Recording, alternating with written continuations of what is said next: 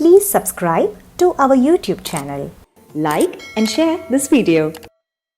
చూడండి, మాట లేకపోతే ప్రపంచం ఏముంది, బుద్ధి లేకపోతే ప్రపంచం ఏముంది, తెల్లవారితే బుద్ధి, బుద్ధి మీద బుద్ధి, తెలివి మీద తెలివి, ఇదే కదా ప్రపంచమంతా కొనసాగుతూ ఉంది. నీకు ఏ తెలివి రావాలన్నా, ఏ వాక్కు రావాలన్నా కూడా సరస్వతి అనుగ్రహము. ఆమె ఉద్భవించిన కారణమే ఇది. ఉద్భవము అంటే దర్శనమే, ఆమె పుట్టటము కాదు. దేవతలకు పుట్టుకలు ఉండవు. అందువల్ల లోకాన్ని అనుగ్రహించడానికే మీకు ఒక చిన్న కథ, చాలా చిన్నది ఒకటి చెప్తాను. ఒకప్పుడు ఒక రాక్షసుడు బ్రహ్మదేవుని గురించి తపస్సు చేస్తున్నాడు. అందరూ బ్రహ్మ సత్వగుణ సంపన్నుడు, రజోగుణ సంపన్నుడు కాబట్టి ఆయన గురించి అందరూ తపస్సులు చేస్తారు. ఒక రాక్షసుడు తపస్సు చేస్తున్నాడు. ప్రతివాడికి ఏం కావాలి? ఇప్పుడు ఈ లోకంలో కూడా అంతే. ఇంద్ర పదవి, వాడు ఇంద్ర అంటే మొత్తము ఇంద్ర వైభవము, ఇంద్ర పదవి అని అంటే 3 లోకములకు ఆధిపత్యము ఇంద్ర పదవి. 3 లోకాలకు ఆధిపత్యం కావాలి. ఎవరికైనా అంతే కదా, నేను రాజు కావాలి, చక్రవర్తి కావాలి, నా పైన ఎవరు ఉండకూడదు, నేనే మొత్తం అధికారము. అందరికీ ఉన్న ఆశలు ఇవే. ఇదే రాక్షసులకు ఇంకా ప్రధానము. రాక్షస గుణం గల వాళ్ళకి ఇది ఎక్కువ ఉంటుంది. నేనే అంతా వ్యాపించాలి అని ఉంటుంది. సరే, అలా ఆయన ఇంద్ర పదవిని, ఐశ్వర్యము, ధనము కూడా ఇంద్రుడి దగ్గర ధనం ఉన్నట్టు ఎవరి దగ్గర ఉండదు. దానికి ఆహా ఇంద్రైశ్వర్యం అండి, ఇంద్రుడి వైభవం అండి అంటారు. అందువల్ల ఆ ధాతువుకు సంస్కృతంలో పేరు కూడా అదే. ఇద్ అనే ధాతువు పరమైశ్వర్యే అన్నారు. పరమం ఇంతకన్నా ఐశ్వర్యము లేదు అన్నది ఏది ఉందో అది ఇంద్ర పదవి. ఆ ఇంద్ర పదవి కావాలి అని తపస్సు కూర్చున్నాడు. కూర్చున్నప్పుడు బ్రహ్మదేవుడు వచ్చాడు, ప్రత్యక్షమయ్యాడు. ఎవరు తపస్సు చేస్తే వాళ్ళకు రావాలి కదా.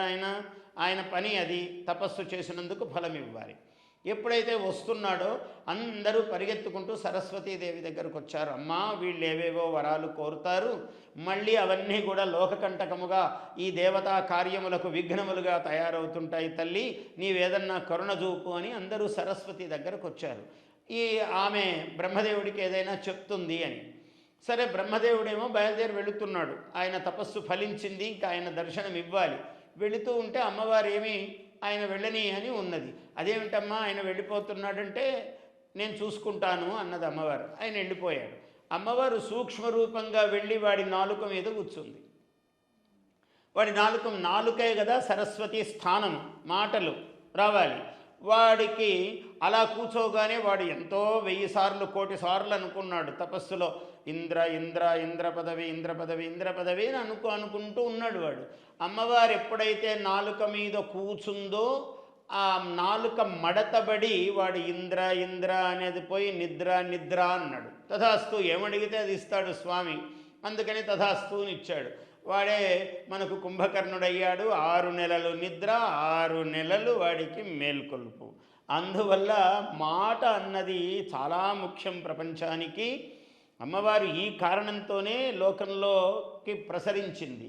మాట అన్నది చాలా ముఖ్యం. మనం కూడా అనుకుంటుంటాం, అబ్బాయి ఒక్క మాట చెప్పాల్సింది నేను మర్చిపోయానండి అని అంటాడు. అంటే సరస్వతి కృప అక్కడ లేదు. తర్వాత వస్తే ఉపయోగం ఏముంది? ఎక్కడ ఏ మాట చెప్పాలో మనకు మామూలుగా లోకంలో వింటుంటాం. నేను అలా అనలేదండి, ఇలా అన్నాను, మీరు అలా అర్థం చేసుకున్నారు అంటుంటారంటే అలా అర్థం వచ్చేటట్టు ఎందుకు మాట్లాడావు నాయన? అలా అర్థం రాకుండా ఎలా అర్థం రావాలో అలాగే మాట్లాడగలిగిన శక్తి ఎవరివ్వాలి? మహాసరస్వతీదేవి ఇవ్వాలి. అందువల్ల మాట, బుద్ధి ఈ రెండిటికీ అధిష్టానము మహాసరస్వతీదేవి. Please subscribe to our YouTube channel. Like and share this video.